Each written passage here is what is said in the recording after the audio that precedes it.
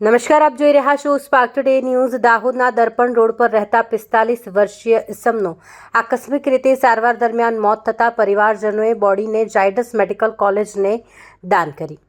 દર્પણ road નજીક રહેતા 45 વર્ષીય રાજુભાઈ ગરવાળ જે છેલ્લા 2 દિવસથી દાહોદના ઝાયડસ હોસ્પિટલમાં સારવાર હેઠળ હતા, જેમની સારવાર દરમિયાન મોત નીપજ્યું। પરિવારના સભ્યો તેમજ દાહોદ નગરપાલિકાના સ્થાનિક કાઉન્સિલર લક્ષ્મીબેન ભાટ દાહોદના ઝાયડસ હોસ્પિટલ ખાતે પહોંચ્યા હતા અને પરિવારને આ જે ઇસમ છે તેઓનું શવ દાન આપવાનું કાઉન્સિલર લક્ષ્મીબેન ભાટ દ્વારા કહેવામાં આવ્યું। પરિવારજનો સ્થાનિક કાઉન્સિલર લક્ષ્મીબેન ભાટની વાતથી સહેમત થયા અને રાજુભાઈ ગરવાડની આ બોડીને એટલે કે શવને દાહોદના ઝાયડસ મેડિકલ કોલેજને દાન આપવામાં આવી। આજ રોજ દાહોદ ઝાયડસ હોસ્પિટલ ખાતે અમારા ગામના અમારા વોર્ડના સ્થાનિક રહેવાસી અજયભાઈ સુરેશભાઈ ગરવાળ એમના સગા કાકા દૂરના કાકા રાજુભાઈ કાળુભાઈ ગરવાળ એમનું અવસાન થયેલ છે। 2 દિવસ અગાઉ એમની તબિયત ખરાબ થવાથી એમને ઝાયડસ હોસ્પિટલમાં દાખલ કરવામાં આવ્યા હતા અને ત્યાર પછી એમનું આજે મૃત્યુ થવામાં આવ્યું છે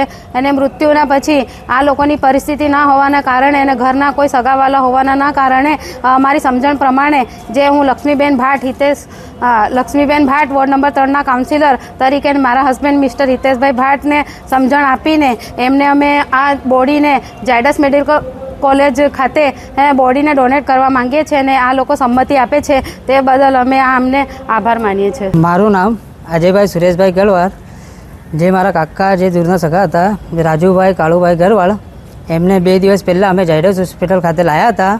તો શું આજ રોજ એમનું અવસાન થઈ ગયું છે, તો અમે આ અમારા જે સ્થાનિક કાઉન્સિલર છે એમના માર્ગદર્શન હેઠળ અમે એમને ઝાયડસ હોસ્પિટલ કોલેજને એમને બોડી ડોનેટ કરીએ છીએ।